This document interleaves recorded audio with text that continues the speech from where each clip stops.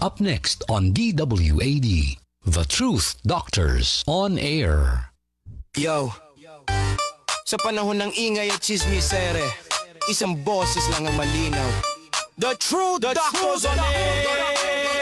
Balita'y sinasala, hindi basta inuulit. Sa dami ng kwento, facts lang ang pinipilit. Mabilis ang headline, pero kami mainggan. Bawat detalye sinusuri, nililinaw agad. Hindi hype, hindi fake, walang paandar. Katotohanan ng gamot, diretsong standard. Kung gusto mo ng linaw sa gitna ng gulo, dito ka makinig, kami ang resibo. Oh, the Truth Air, balitang totoo, malinaw at fair. Kung we uncover the truth behind the news. Walang bias, walang kulay, facts lang ang rules. Walang palabas, walang kinikilingan. Bukas ang usapan, may paninindigan. Sa isyu mainit, sa balitang bago. Inaalam ang totoo, hindi chismis, hindi haka-haka lang to. Hold the Truth Air, balitang totoo, malinaw at fair. Kung we uncover the truth behind the news. Walang bias, walang kulay, facts lang ang rules. Walang palabas, walang kinikilingan. Gusto na balita, may paninindigan. Makinig, makaalam, maging mulat at the truth that's on air. We uncover the truth behind the news. Magandang hapon mga kababayan. Ito inyong lingkod, Dr. J, sa programang The Truth Doctors on Air. Dito lang po sa CBS DWAD, 1098 kHz sa ating mga talapitan. At magandang hapon, Dr. R. Dr. R, magandang hapon. Dr. R, hindi masyado tayo naririnig. Okay. Magandang hapon, Dr. R. Wala pa si... hindi kita marinig. Mahina ang dating mo. Di bali. Ulaan nyo kung sino itong taong ito. Nasasabihin ko. Ang taong ito ang dahilan kung bakit malaki ang tax na kinakaltas sa bawat bili ninyo ng pagkain, tubig, kuryente. Kahit mga anak niyo nabibili na lang ng laruan niya, gatas, gamot at vitamins siya. Ang tawag diyan, VAT at IVAT pa. At alam niyo ba na Pilipinas ang may pinakamalaking tax sa buong Asia? At lahat ng tax niyo ay approved ng Aquino, Ordilawan and Marcos Jr. regime. Hulaan niyo kung sino ito. Dr. R, hulaan mo. Dr. R, bakit di naman nakakabit yung yung microphone.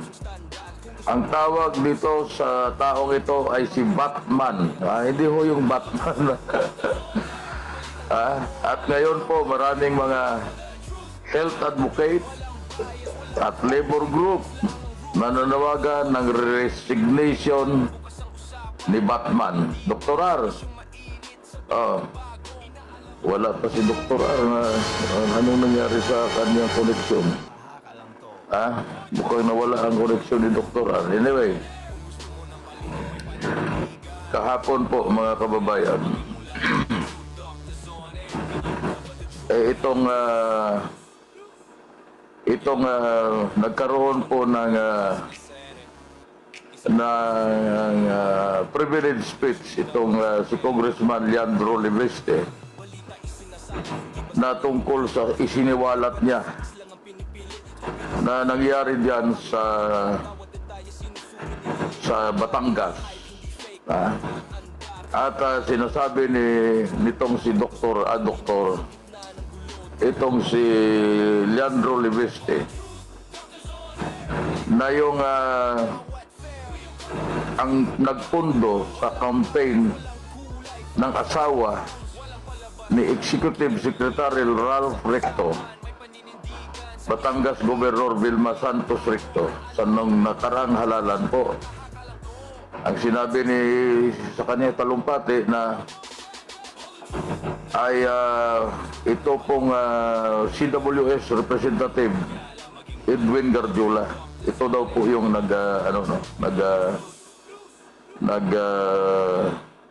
nag-finance ng at sinasabi nitong si Congressman Leveste, the supposed arrangement was in exchange for political favors. Ganyan po, Dr. Har. Magandang hapon. Pasok na. Maganda nga po. Dr. J, narinig mo ba ako? Ayan narinig kita. Medyo mahina lang. Pero, nahulaan mo ba kung sino yung sinasabi kong Batman? Ay, kilala ko yan, Dr. J. Kilala natin yan. Yan ay si Ralph Santos. Ano ba yun?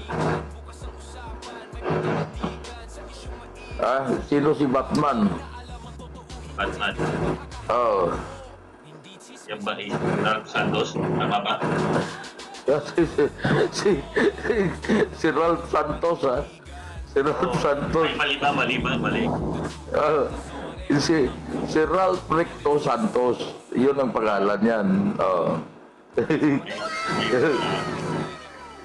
So ngayon, itong sinasabi ni Leandro Libiste, in a speech on the House floor, Libiste also claimed that he was invited to join a scheme where Recto would use his cabinet post to profit from public works projects. Ito binabasa lang natin itong mga report, mga kababayan. At alam nyo, ito ay lumabas na sa maraming sa social media, sa maraming mga platform, at we are just inaano lang namin yung mga nababasa natin at ibinibigay namin sa inyo ang impormasyon. Wala kami hong kinakampihan dito, Dr. R. Di ba? Dr. R. Tama, Dr. J.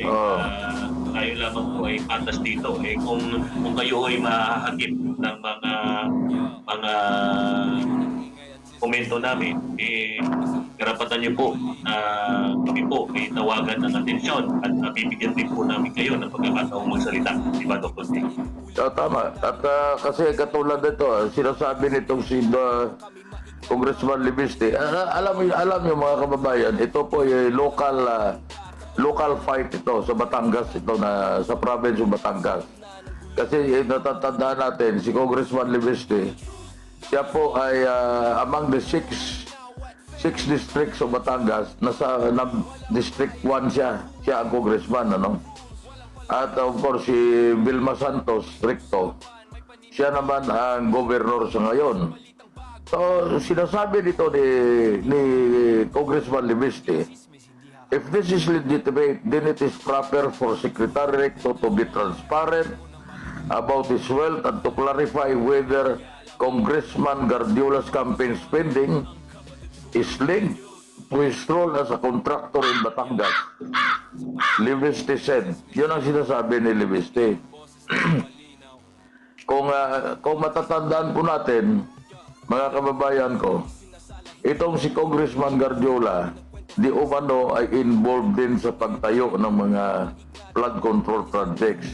Hindi lang ho dyan sa Batangas, kundi sa iba pang lugar. Yun po ang sinasabi ng mga reports at yun ang lumalabas po sa Blue Ribbon Committee hearing ni Ping Lacson, ni Senator Lacson, Dr. R. Alam mo, Dr. J, bukod dyan, alam mo, marami ng tatalunan. Leandro, Nawawala ang ang koneksyon. hello, okay. Hello. Okay, ready mo na ba? So yun ang sinasabi. And sinasabi naman ng anak ni Executive Secretary Recto, Batangas 6th District Representative Brian Recto, stood up to refute Libiste's allegations against his father. So yun naman ang sinasabi niya. Kaya hindi natin ho alam, mga kababayan, dahil wala naman tayong ebidensya, wala tayong personal information, kung sino ang nagsasabi ng totoo. Yun po ang dyan. Yun po ang hindi natin alam kung sino ang nagsasabi ng totoo sa kanilang dalawa. Kasi tayo naman, So yung tayo naman ay binabasa lang natin at tayo ay kumukuha ng mga informasyon at binabahagi po sa inyo lahat, ano. So sinabi ng anak ni ES Recto, Executive Secretary Recto, Ralph Recto, disciplinary should not be used to present speculation without sufficient basis. On the alleged ties between Guardiola and Recto, their association is purely professional. As Congressman Guardiola is also member of the House of Representatives and a fellow Batangueño, there are no personal interests involved, only a shared commitment to fulfilling duties to their constituents. Ito yung sinasabi ng anak ni Recto, no? So ito ay, alam nyo, ito ay may pinagmumulan ito mga kababayan at ito yatang si Leandro Libeste, mga kababayan ko, ay interesado po na tumakbo siyang gobernador nung araw, nung 2025, gobernador po ng Batangas. Ano bang maayos na ba, Dr. R? Yeah, narinig ko na po, Dr. J. Narinig kita? Okay.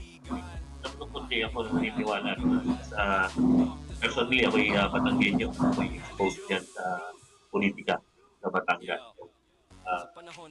Sa totohanan yan, Dr. J, na mabanggit ko lamang, alam ko na, kwento ko na sa iyo ito, na mismo si dating Executive Secretary Vic Rodriguez, no? Bago pa mag-file ng candidacy si Pangulong Bongbong Marcos, ay nakipag-usap sa aming grupo diyan sa Batangas, itong si Attorney Vic Rodriguez, no? Para maiikot itong si Pangulong Bongbong Marcos sa Batangas. Kasi alam naman natin, no? Palaging talo Pangulong Bongbong Marcos diyan sa Batangas. No? Pero ito, Dr. J, itong nanalo siya ng 2022, Dr. J. Very significant ang kanyang pagkapanalo. Kung pag-uusapan na yung numero, no? Panalo siya sa Batangas, Dr. J. Kaya ako yung exposed din sa politika sa Batangas. Pero ako naniniwala, Dr. J, Leandro Libiste, ay merong mga nalalaman. Sa totoo lang. Meron siyang nalalaman. Kasi alam mo, maliit na pagad, yung konti, pag umigot sa mga magkakilala mga tao. Kaya ako naniniwala, malaki ang nalalaman ni Congressman Leandro Libiste. Kaya nakakapagsabi siya na iba pa, may ibang closeness itong si Executive Secretary Ralph Recto at si Congressman Guardiola. Pero ito pinabubulaanan ng kampo ni Ralph Recto tungkol niya. Kaya nga, sinabi nga nila na sabi pa nga ni Ralph Recto na dati silang magkatunggali nitong sila Guardiola. Pero alam naman natin na sa politika, there are no permanent friends or enemies, only permanent interest. Yun lang sa politics, ganyan eh. Wala namang problema kung dati kayo magkaaway at may panahon naman na ngayon ay magkakampi kayo. So maraming mga allegations, maraming sinasabi din na itong si Libeste tried to pay, tried to woo him with 400 million to convince the lawmakers 2025 opponent to back out of the race.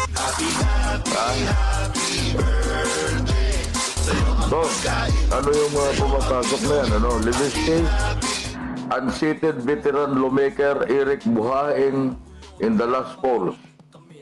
So, sinasabi din ito ni Recto, also alleged that Libeste offered 1 billion to his family to persuade Santos Recto to withdraw from the gubernatorial race so he could run in her place. Recto said he turned down both offers. So, Recto said attempts to link him to Guardiola are misleading. Alam nyo ho ito, mga kababayan, kasi alam nyo itong si Congressman Guardiola, nililink din nila ito doon sa mga flood control project. At hindi natin alam kung sa ngayon under investigation pa ng ombudsman yan, at hindi natin alam kung anong kakalabasan ng investigasyon. No?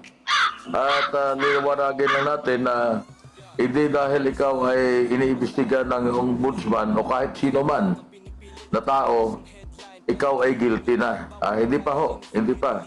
Dahil mahabang proseso pa yan na pagdadaanan bago ikaw, kahit nga si Sara Diskaya na ngayon ay nakakulong sa Cebu dahil doon sa flood control ghost project sa somewhere in Mindanao ay siya ho'y hindi pa guilty.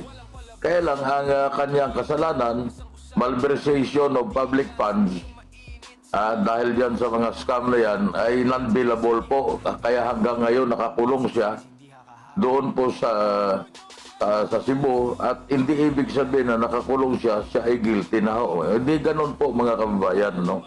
At ganoon din dito kay Guardiola, kahit nalilink ito sa maraming mga flood control projects, ay hindi pa ho natin alam kung kasi papatunayan ang guilt nito ng mga akusado pag yan ay nililitis na sa Sandigan Bayan. Ngayon pa lang ay iniimbestigahan po yan ng ombudsman at hindi natin alam kung ano mangyayari.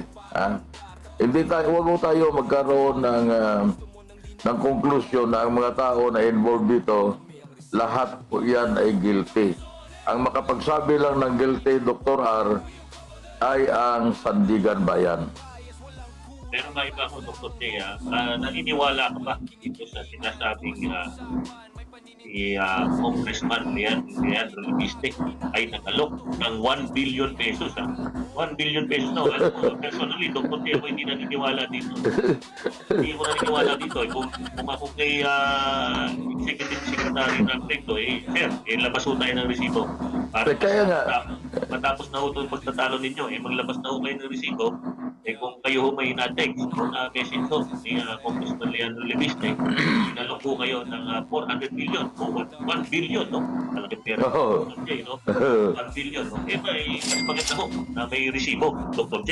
Pero alam mo, Dr. J, lahat ng, medyo mainit itong mga balitaktakan sa pagitan ni, ng kampo ni Executive Secretary Ralph Recto, Congressman Leandro Levistek, Dr. J, ang pinakamasaklap yung kailan lamang na nagsalita si Congressman Leandro Levistek dahil tinawag siya na deranged, no? O baliw. No, Dr. J, alam mo, meron tayong mas maganda na maipakita natin itong short clip ng mismong privilege speech ni Congressman Leandro Levistek. Pakinggan po natin at panoorin. Okay. Speaker, I rise on a point of personal and collective privilege in response to a comment by Executive Secretary Ralph Recto. Please proceed. Thank you, Mr. Speaker. I rise on a point of personal and collective privilege matapos ako tawagin ni Executive Ralph Recto na baliw. Kung baliw man ako, at least hindi ako magnanakaw. Oh, Medyo Nawala. yata. Nakakalimutan mo yata ang i-mute, Dr. J, yung iyong mic nung piniplay nila yung video. Pwede pong pakiulit ang video, panoorin po natin. Speaker, I rise on a point of personal and collective privilege in response to a comment by Executive Secretary Ralph Recto. Please proceed. Thank you, Mr. Speaker. I rise on a point of personal and collective privilege matapos ako tawagin ni Executive Ralph Recto na baliw.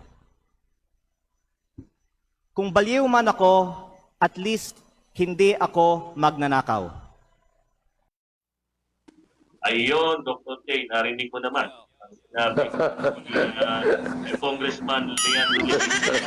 Tinawag kasi siyang baliw, no? Baliw daw. Dokument dito. Itawagan mo na akong baliw. Baliw ako. Pero, hindi naman ako magnanakaw. Kaya lamang, Dr. J, parang, babasahin mo, pakinggan mo yung sinabi ni Congressman Leandro Levistek. Parang pinatatamaan niya dito, Executive Secretary, na magnanakaw. Parang ganun niya. Diba? Tama. Kasi logic, no? Ang taong baliw, sira ulo, paano magnanakaw? Ang mga magnanakaw, Dr. R, matatalino na tao. Ang karamihan pa dyan, abogado, engineer. Kaya mga matatalino, paano ang baliw? Kung sira ulo mo, paano ka makapag-isip na magnakaw? Ang gumagawa ng pagnanakaw sa Kabanang Bayan, nakikita natin, may mga engineer, o kita mo, DPWH, may mga abogado, yun po ang mga profesyon ng mga magnanakaw na nasa gobyerno natin. Kaya tama si Leandro Libiste. Di bali na baliw ka, basta hindi ka lang magnanakaw. Kaya nga, ano ang logic niya? Ang matatalino, yun ang magaling na dumiskarte kung paano nanakawin ang pera ng taong bayan. O kita mo si Saldico. Hindi ko alam kung ano natapos ni Saldico, pero I won't be surprised na malaman natin na yan ay mataas ang pinag-aralan. Maaring engineer din yan o abogado. At kaya lang, napakagaling nila dumiskarte. Kasi ang sira ulo, paano didiskarte yun? Hindi nga yung pagkain niya, yung pagbihis ng damit niya, hindi niya alam eh. Kaya tama, logical ang sinasabi ni Leandro Libiste, Doktor. Kaya ako natatawa. Pinangatungkol siya, hindi ko rin naintindihan. Kasi ito, lalo na kung ikaw ay papagupit sa barbershop, pag narinig mo itong ibali ng baliwa ko, hindi naman ako magnanakaw. Parang ang pinanakaw niya dito. Secretary Recto. Tama, si Recto talaga pinatamaan niya dahil... Parang gano'n, no? Dahil si Ralph Recto matalino.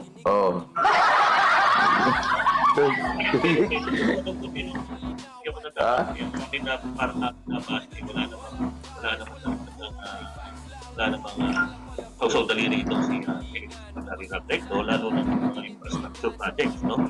Ang DPWH. Pero, Dr. J, no?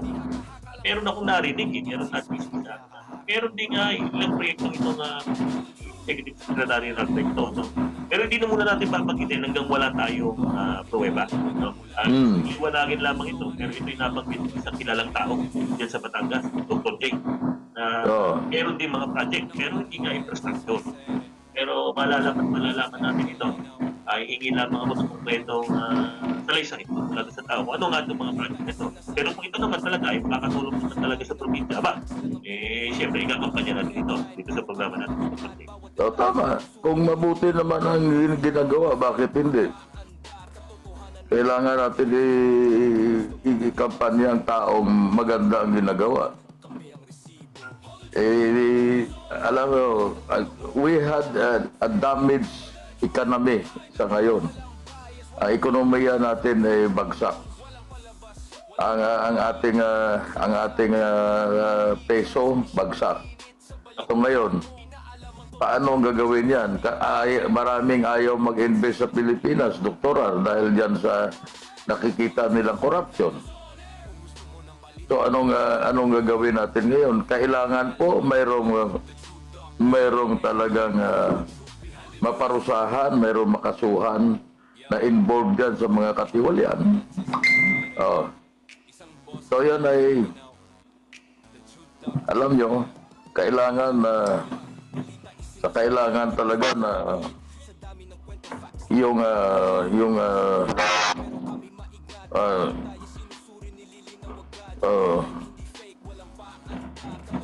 yun ay kailangan nating matuldukan itong korupsyon para magkaroon ng kaunlaran ng ating bansa. Yun na nga, kasi alam mo, busy tayo mga ganito balita. Tapos sari, unang nalaman sa katutak na balita tungkol sa impeachment para sa May 11 yan. Representant dito nga Justice Committee. Sana totoo itong Justice Committee, huwag naman non-Justice Committee. Diba? Representa daw nila yung kanilang findings sa plenaryo. No? Pero yun na nga, namin usap na hindi ito makakakuha ng sapat na boto sa plenaryo. Dahil nababalitaan natin ito, ikot-ikot ang congressman na tanong kung ano ang mga stand ng kanya-kanyang mga kaibigan. At marami dito, Dr. J, ang napabalita na hindi na buboto ayon sa pagpapalipid kay Vice President Sara Duterte. Yun ay, alam nyo, depende po yan kasi ang exercise ng politika, impeachment, that is a political exercise. So, it's a numbers game. Kung dyan ay sapat ang pera, didiretsuhin ko na ipamumud-mud ngayon sa pipirma, sa plenaryo, para matuloy ang impeachment ni Sara Duterte. Matutuloy yan. Matutuloy ang impeachment yan. Kaya lang ang isang katanungan dyan, yun ba ay mayroong sapat na numero pagdating po doon sa Senado. Yun ang pinakamalaking question mark, Dr. Ako, Dr. J, ngayon pa lamang nagsasabi na ang minority na kanila itong i-oppose, no? Kung buo ang minority, narating si Senator Bato de la Rosa sa araw ng pagboboto, naog uli itong kanilang plano para mapa-impeach si Vice President Sara Duterte. Kaya atin ito yung abangan, pero ang mali-balita, Dr. J, ay hindi lamang ang minorya ang mag-oppose, Dr. J. Meron din ilan na galing mayorya na puboto against the impeachment ni Vice President Sara Duterte. Ang balita ko, hindi natin ito ma-verify. Sure ball na 7 sa Senado ang bubuto para ma-impeach si Sara Duterte. 7, pero kulang yan dahil ang kailangan nilang boto 16 votes. Ay abangan natin kung ano mangyayari sa susunod na mga araw, kasi sa ngayon pulos tayo speculation. Kahit nga yung sinasabi ko, maaring yan ay speculation pa rin na hindi naman natin natitiyak kung ano talaga ang magkalalabasan ng butuhan diyan sa sa Senado. At hindi rin natin alam kung anong kalalabasan ng butuhan diyan mismo sa plenaryo naman ng Kongreso. Kaya abangan natin. Maraming mga speculations yan, maraming nagsasabi kung ano-ano na sinasabi, pero yan ay abangan natin kung anong lalabas na resulta ng butuhan sa plenaryo, Dr. Pero walang kung saan na kung itong bilang Dr. J, pero kailan lamang, kanina na lamang merong release na litrato ang minority senators, no? At sila'y siyam doon sa litrato. Hindi ako nagkakamali. So, ganun din naman ang boto nung taon. No? Sinubukan nilang mapa-impeach si Vice President Sara Duterte, Dr. J. Pero ito, wag na natin pag-usapan yung bilang, Dr. J.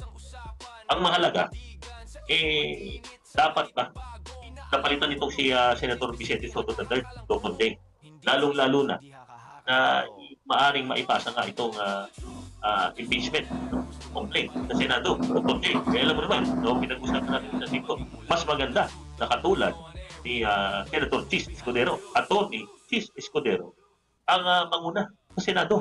Lalong-lalo na, alam mo, marami pong kailangan i-relate at i-cross-reference sa konstitusyon. Hindi natin sinasabing hindi magaling si Senator Soto. Kung bata ako, napagaling niyang magpataway. No? Lagi ko pinapanood sa school doon. Pero pagdating naman sa batas, ako'y naniniwala na sa aking opinion, mas magaling ang isang abogado, katulad na lamang ni Senator Chis Escudero, Dr. Di ba graduate sa law yan sa One Ball University si Tito Soto? One Ball University. Hindi ba graduate yan? One Ball University. Ano lang yun, konti. Ano lang yun, malabas lang yun sa TV. Pero hindi ko alam kung ano talaga ang natapos ni Senator Tito Soto. Pero magaling naman na senador yan. No? Saksihan ko yan, bata pa ako, senador na yan. No? Magaling magpatawa. So, kung hindi lang yun, baka may naipasa naman bata si Senator Tito Soto, kundi, pero sinasabi lang natin, mas maganda na isang alagad na hustisya ang manguna. Lalong-lalo na, napaka-importante itong gagawin nila na pag-convene bilang impeachment court dyan sa Senado. Okay, at yun ang mga natin sa susunod na mga araw kung talagang mapapalitan yan o hindi. At bago tayo mag-station break muna tayo.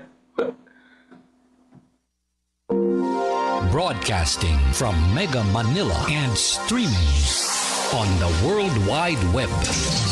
We are Crusaders Broadcasting System, DWAD. 1098 AM. Now radio. Ang oras po, alas 12:30 ng hapon o Wednesday, Mayo 6, 2026. At nakikinig kayo sa programang The Truth Doctors on Air. Dito lang po sa CBS DWAD. 1098 kHz sa inyong mga talapitan. At sa Facebook, live din ho kami. At kung hindi mapanood sa YouTube, mayroon din kami. The Truth Doctors on Air, Dr. R. Oo, Dr. J, mabasa ko lamang ito. Parang naglabas ng statement din si Congressman Miao Barzaga, no? Na sabi niya, pinocongratulate niya si Congressman Leandro Levisne dun sa pag-expose niya ng korupsyon. Ang korupsyon daw ni Ralph Batman, no? Kasi nagkamali ako nung muna. Alam naman na medyo meron tayong problema sa mata. Ang kaso mo dito ay Batman na muna. Batman pala. Batman recto. No? Sabi nga ni Congressman Miao, justice will prevail. Aba, no? Kasi medyo mabigat po si Congressman Miao. Parang magkaibigan na yata talaga ito, no? At hindi ako nagkakamali. Ito si Congressman Miao, Kiko Barzaga. Lumipat na, no? Sa PDP laban. No? So, ito na yung lumipat na sa PDP laban. Ng partido, PDP laban, at ito naman ay lantaran na nagsasabi na kakampanya niya si Vice Presidente Sara Duterte sa 2020, no? Bilang pagkapangulo. At gano'n naman talaga yung sinasabi niya. There will always be a day of reckoning. Kahit na gaano ang gagawin ninyong pagtatago, pagtatakip sa ngayon sa mga investigasyon, lalabas at lalabas ang katotohanan. Hindi pwedeng the truth will always come out, no? At lahat ng involved yan sa scam na yan, mula sa ibaba hanggang sa taas, they will pay for what they did to the country. Yun ang masasabi ko dyan Hindi tayo pwede mag-akusa kung sino yung mga individuals na yan. Pero mga kababayan, alam naman ninyo kung sino-sino yung tinutukoy ko. Hindi natin pwede sabihin kasi wala naman akong hawak na, ang mayroon lang hawak na ngayon po na mga papeles ang ombudsman. At yung ombudsman naman, sinasabi naman nila kung sino ang mga taong kanilang kakasuhan. Kaya nagkakaroon na ngayon ng hindi pagkaunawaan yung dating Speaker of the House, Martin Romualdez, at saka itong si Ombudsman Boying Remulla. Kasi nakikinita nitong si Martin Romualdez, si Congressman Romualdez, na maaari na siya ang ituturo na mastermind nitong ombudsman. Kasi yun ang lumalabas na ang gusto palabasin nitong ayon sa mga bali-balita nitong si Boying Remulla, si ombudsman, na nakaturo sa kay Congressman Romualdez na siya daw ang mastermind, no? Alamin natin yan, hindi natin ngayon masasabi kung totoo yung sinasabi ni allegations kasi lahat yan eh. Kung ito yung si Martin Romualdez ay siya nga ang mastermind, hindi natin alam. Pero abangan natin mga kababayan, at tayo naman ay nag-aantay bilang mamamayang Pilipino na lahat ng involved na tiwali sa flood control scam na yan at saka sa iba pang mga scam na nangyayari sa bansa natin, ay lahat po sila ay makasuhan at makulong pagdating ng panahon, Dr. Art. Tama yan. Kasi, alam mo, wala. Para natin ay naituro na si Speaker Martin Romualdez at Congressman Saldico ang mastermind. So parang ang aking pagkabasa nito hanggang sa kanila na lamang ito, sila talaga ang punot dulo ng lahat ng ito. Kung tama nga yan ang findings ng Ombudsman, abangan natin yan. Kasi papantayan. No? At siguro mas maganda na rin lamang bukas na ng patuloy na pag-iimbestiga tungkol dito sa flood control scandal. Tawagin sa kanto-kanto ay basura sa maliit na scandal. Itong si Senator Ping Lacson. Okay, iba, sa totoo lang, baka share na yun. Kita din niyo si former Speaker Martin Romualdez at Congressman Saldico ay baka pupunta na sa embassy na mag-swear doon sa harap ng sino man, pastor ba o consul na o Dr. J tungkol sa kanyang pahayag tungkol dito basura sa maleta, Dr. J. No? Alam mo, sa totoo lang, babalikan ko lang yung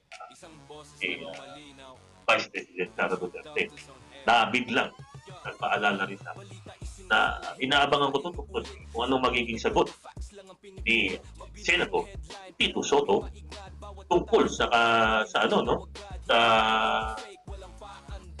utos ng Supreme Court na sagutin niya, Dr. J, yung mga parata na nila Atty. Ferdinand Tupac, nila Atty. Aaron Isugisio at ang et al. Tungkol sa hindi niya paggalang sa Supreme Court, Dr. J. Yung contempt of court ba yan? Contempt of court na kaso. Kasi parang sinabi, nung mainit ang ulo niya siguro, or na may impulse, Dr. J, nasabi niya na mas magaling pa daw yata yung mga first year law degree, law students, isa doon sa mga... Pag hindi niya nasagot yan, mayroong karampatang penalty yan eh. So hindi ako nagkakamali, baka 30 days na pagkakulong. Nako. Ano kaya itsura ng Senate President na nakulong?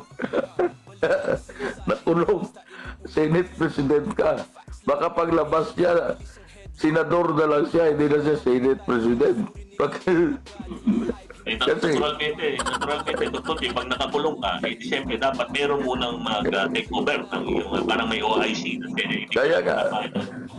Baka wala na yung majority niya. Baka pasok na siya sa minority.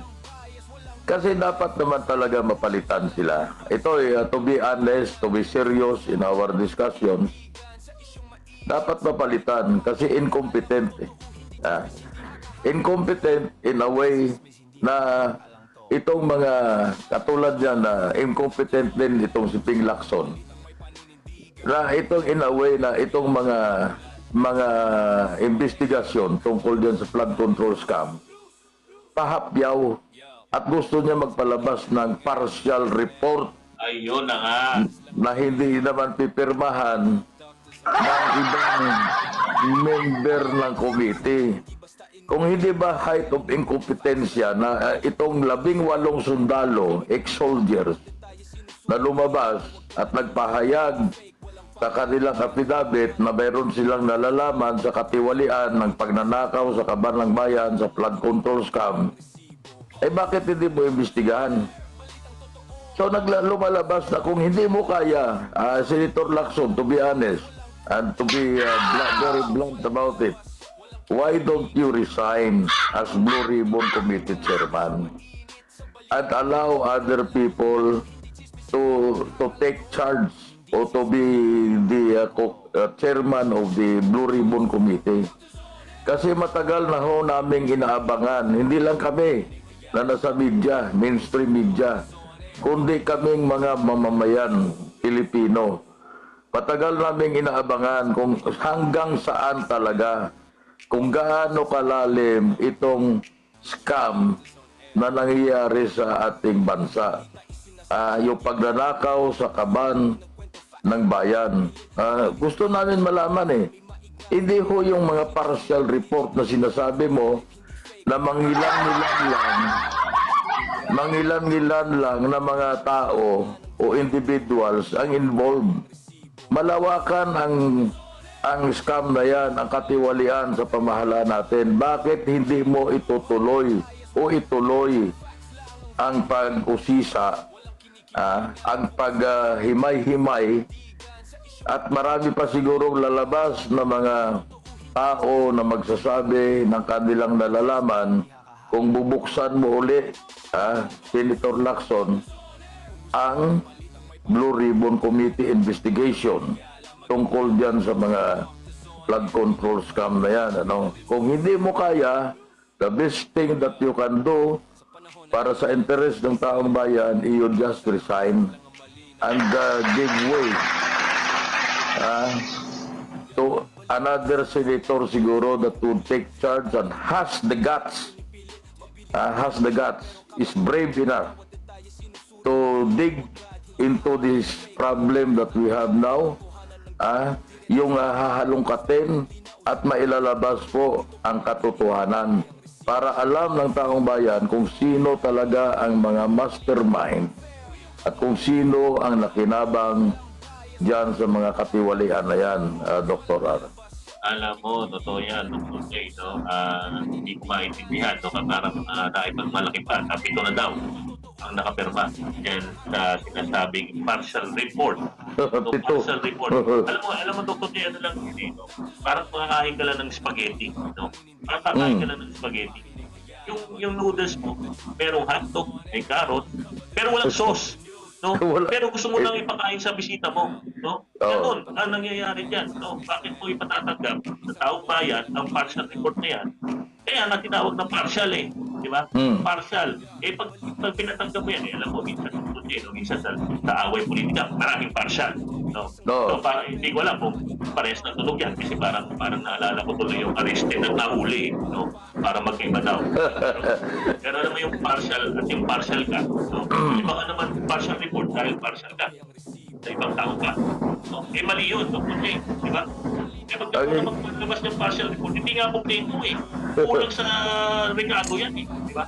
So, anong gagawin? Ipapala mo natin yan sa taong bayan. Mali yan. Kaya ako, ko mo yan, Dr. J.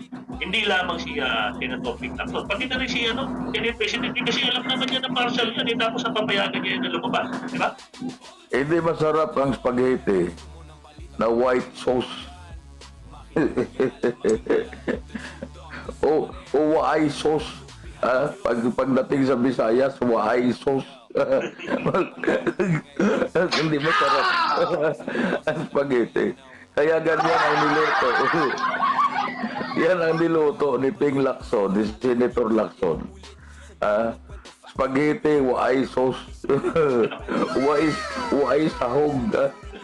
So yun ay, alam nyo, yung sinasabi natin dito, we have nothing personal against Ping Lacson, In fact, binuto pa natin yan, At there was a time na kinakampanya pa natin yan because we believe in his integrity, we believe in his, yung mga pinanindigan niya, Pero at this time, kung ikaw naman ay nung araw ay bumubuto sa kay Ping Lacson, sa ngayon, madidismaya ka sa kanyang actuation na bakit ayaw mong buksan. Maraming lalabas na magsasabi sila ngayon ng kanilang nalalaman.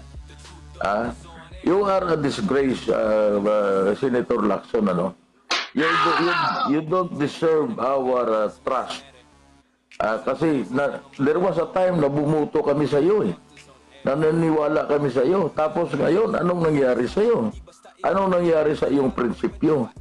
Yung principal, you are a principal person. Yun ang nauna kong nakikita sa iyo eh.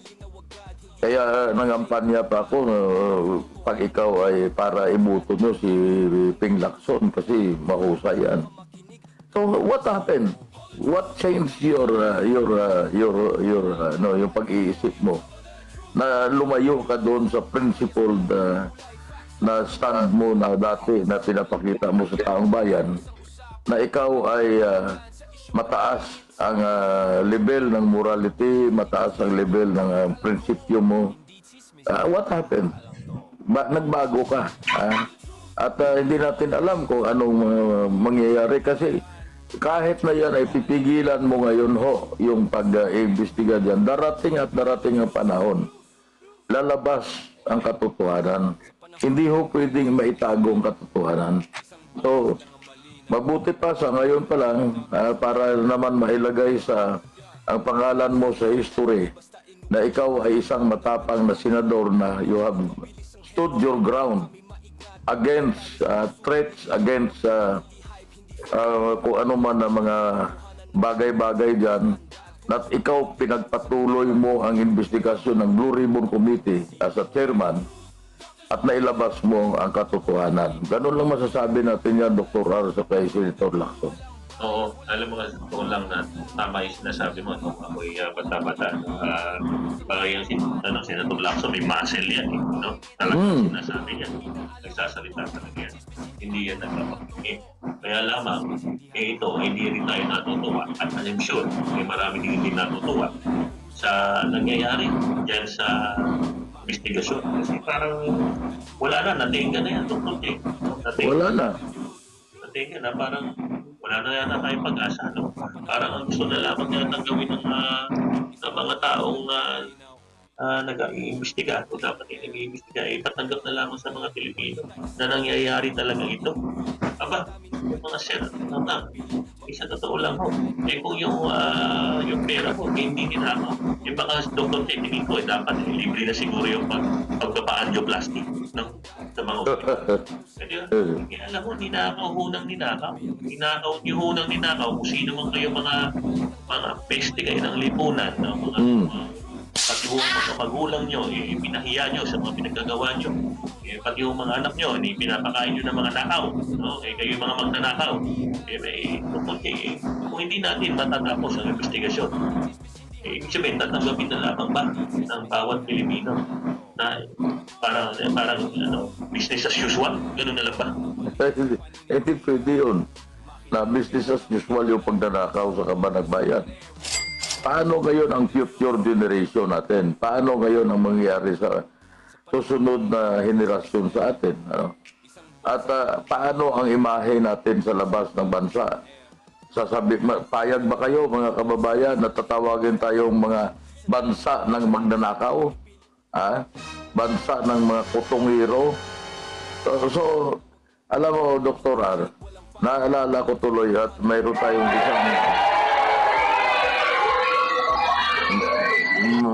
mayroon tayong nakita na balita itong sa Franco Mabanta. Kilala mo ba ito? Franco Mabanta. Parang parang kasama yata natin yan sa industriya. Ano yung PGMN? Peanut Gallery? Anong MN? Media Network. Okay. Ito si Franco Mabanta. Siya ang, I think, founder o publisher o whatever you call him nung PGMN na yan, Peanut Gallery Media Network.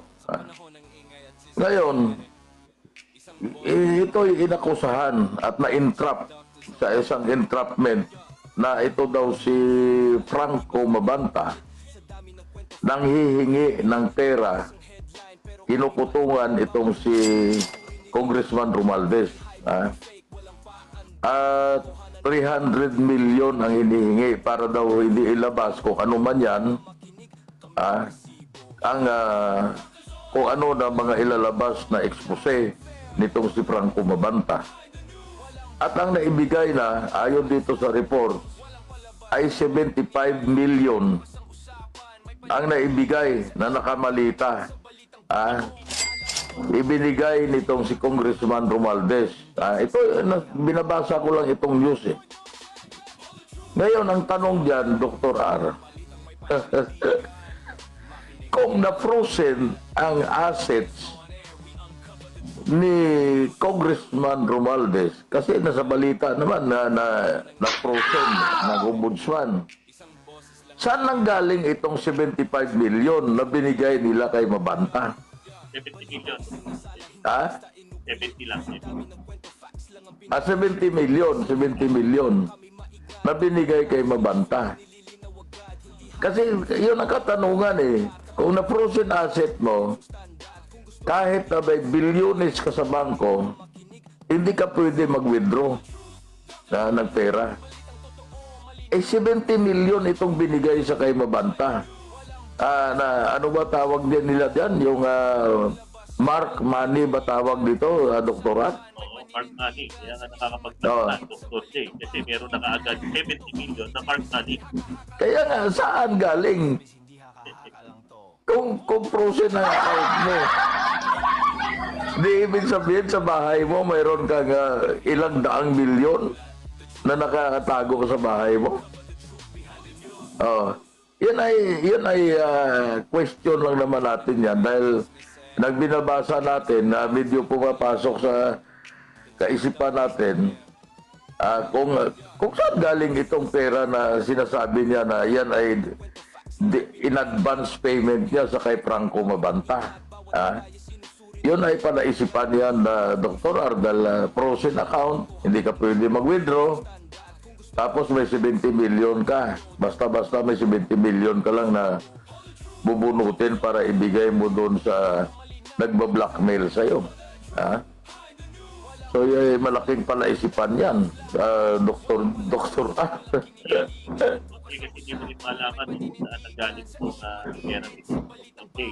Yung mga meron itong barkong magalaw niyan. Pero, na lang sila nag-withdraw kung anong galing ng pera.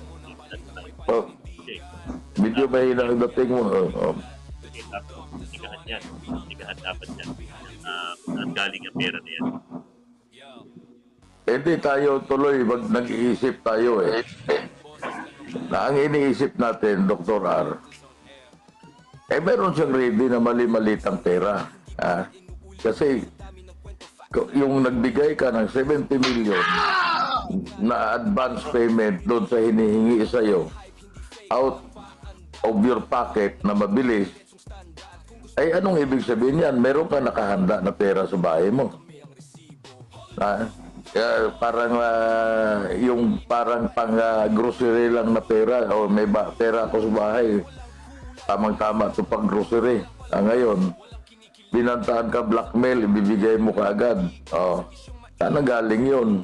Ang katanungan dyan kung hindi ka naman pwede mag-withdraw doon sa iyong account na naka-frozen. At least paliwanag nyo, baka may mga account na hindi naka-frozen yan. Kaya Dr. R. Maliwanag dito, talaga galing itong pera ito. Kasi hero, sabi lang may mapuproduce ng mark money, 70 million. So, medyo naging complicated ngayon ang istorya na umiikot dito sa sa mga pag-akusap ni dating speaker natin Romualdez. Kasi parang biglang merong maglalabas ng pruweba laban sa iyo at parang lumalabas pag hindi mo binigyan ng pera ay ilalabas ko ito. Pero nakakagulat doon. Ang laking pera nito, doktor niya, meron agad ng pera na 70. Kaya nga, yun nga doon ako, nung pinakita ngayon na sa news na mayroong nakuhang, may pera na 70 million na mark money, pumasok agad sa isip ko, saan na galing? Meron ka na ibibigay ka agad, ano? So, kinakasuhan nila itong si Franco Mabanta ng extortion. Ngayon, nagpalabas ngayon ng statement itong sila Franco Mabanta. At babasahin ko, sabi niya, there was no extortion, there were zero threats from us. That's all BS. The evidence provided showed one side of the story. We committed no crime and we can prove it. Romualdez did this to silence I. Why? Because the timing of the release of our exposed would leave him in a desperate situation, particularly with his vast current troubles, with the ombudsman hanging over his head as President Marcos, that is clearly listening to what the whole country wants and is at least willing to hold accountable the man widely believed to have sabotaged the first 3 years of his administration. Ito yung matindi na sinabi nila. As President Marcos signals that he is clearly listening, nakikinig po si Pangulong Marcos to what the whole, kung ano ang gusto ng tao, ng buong bansa. And si Presidente Marcos, siya po ay willing na panagutin itong mga pinapaniwalaan niya na nagsabotahe ng kanyang administrasyon. At ang pinapatungkulan niya dito ay ito pong mga katiwalian na nangyari po sa ghost project ng mga sa flood control at mga iba pa na mga projects na maraming tiwali. Yun ang sinasabi nila, Doktoral. So yan, Dr. J, ang sinasabi kasi niya ay inodal po ang mga aligasyon dapat na nila. Ako rin naman ay paano naman iti-threaten former Speaker Martin Romualdez. Hindi ko maintindihan kung paano ko rin iti-threaten yun, Dr. J. Ako'y mayroon ding dalawang isip. Oo, ang mga aligasyon na Franco Banda at AGMN. So ito yung sinasabi ng bilang kasama natin din na mamamahayag itong Peanut Gallery Media Network, sinasabi lang natin itong sabi nila this was a set up, we are innocent. Over the last 5 months, PGMN completed immense, comprehensive, painful research on the breathtaking national corruption of Martin Romualdez while he was Speaker of the House. What we have is devastating. Ito siguro mayroon silang mga sinasabi na mga ebidensya. The episode was filmed several weeks ago. It has been fully edited. It is 90 minutes long, packed with hard evidence and ready for release. There was no extortion. There were zero threats from us. At yung binasa ko nga kanina, na ang katilang talagang iniimbestigahan kung itong mga aligasyon tungkol sa mga nagawa na flood control at of course ang isa po sa involved dyan yung dating Speaker of the House, ayon po sa kanilang investigasyon, ay maglalabas sila ng it's a 90 minutes long packed with hard evidence and ready for release. So, ibig sabihin, kasi sila investigative journalist, Dr. so marami sila siguro nakalap na mga ebidensya that would support their allegation or the allegations laban sa kay dating Speaker Romualdez. Siguro ito yung isang dahilan, Kasi lahat naman yan, mga kababayan, sabi ko nga, allegations pa lang yan at wala pa hong na-convict. Kahit na marami pong allegations laban kay Speaker Martin Romualdez, hindi pa ho siya convicted, He is not a convict. Siya ay may karapatan pa na ipagtanggol ang kanyang sarili, Dr. Alam mo, Dr. James, sa lahat ng sinabi mo sa kayong binasa mo, Dr. James, ang insinuation nito, may nakikinig si Pangulong Bongbong Marcos, So parang lumalabas si Martin Romualdez na, si Congressman Martin Romualdez na. Ang aking pagbasa dito, ang aking opinion, ang aking pagkakamit, ay siya na ang pinakatuktok ng korupsyon, Kung ako na lang din sa BGMN, mas maganda na ilabas na nila ito. para malaman, ilabas nila. magkaalaman na. Tapos ito si Senator Ping Lacson. Senator Ping Lacson, ibuksan nyo na ho yan. Masyado na ho matagal ang inintay nyo. Eh ano na ho, sir, baka akala nyo ho hindi mainit ang taong bayan. Eh galit na galit pa rin ho dyan sa basura sa malita, na korupsyon na yan, na skandal na yan. Kaya ho dapat yan, ibuksan na ho yan, Senator Ping Lacson. Ako magpapaalam na daw po niya, ubus na ang sige. ating oras. Maraming salamat po sa ating mga tagapinig. Patuloy lang po tayong makinig dito sa aming programa tuwing Lunes, Miyerkules at Biyernes. Nagkamali ako nung isang araw, Dr. J. Akala ko Miyerkules na. No? So magkita-kita po muli tayo sa Biyernes dito sa The Truth Doctors on Air. Abangan nyo po at please like and share po ang ating page, The Truth Doctors on Air. Makikita nyo po yung mukha namin doon ni Dr. J. Doon po sa profile picture. At sa ngalan ng aking kasama, ang Dr. R, ito si Dr. J, nagpapasalamat sa inyo. At magandang hapon po sa inyong lahat. Sa panahon ng ingay at chismisere, isang boses lang ang malinaw. The Truth Doctors on Air. Balita isinasala, hindi basta inuulit. Sa dami ng kwento, facts lang ang pinipilit. Mabilis ang headline, pero kami maingat. Bawat detalye sinusuri, nililinaw agad. Hindi hype, hindi fake, walang paandar. Katotohanan ng gamot, diretsong standard. Kung gusto mo ng linaw sa gitna ng gulo, dito ka makinig, kami ang resibo. All the truth, Doctors on Air. Balitang totoo, malinaw at fair. We uncover the truth, hide the news. Walang bias, walang kulay, facts lang ang rules. Walang palabas, walang kinikilingan. Bukas ang usapan, may paninindigan. Sa isyong mainit, sa balitang bago. Inaalam ang totoo, hindi chismis, hindi haka-haka lang to. Hindi chismis, hindi haka-haka lang to. Hoy, no, all the truth, Doctors on Air. Kung gusto mo ng balitang may paninindigan, makinig, kaya lang maging mulat. The Truth Doctors on Air, we uncover the truth behind the news.